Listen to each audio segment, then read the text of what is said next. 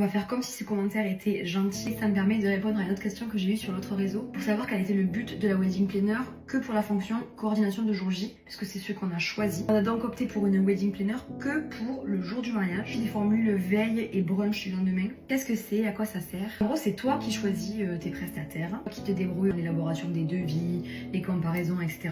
En fait, elle va venir tous les mettre en lien. À quelques mois du mariage, elle va faire une visite technique sur le lieu en général pour regrouper les prestataires essentiels. Et bon, ok, là on va faire ça, là toi tu vas t'installer là, toi tu vas arriver à telle heure, etc. Elle récupère aussi tous les contrats pour être sûr qu'il n'y ait pas de quoi que le jour J et qu'elle ait tous les numéros de chaque prestataire. Et donc le jour J, elle arrive très tôt le matin. En général, pour les gros mariages, elles sont deux. Donc elle va venir accueillir tous les prestataires, donc il va rester au domaine pour faire ça. La wedding planner, elle va te suivre sur les cérémonies religieuses, laïques, civiles, ça dépend de ce que tu as choisi. Elle va vérifier que tout se passe bien là aussi. S'il y a des petits couacs d'organisation, s'il y a des petits problèmes de famille, etc.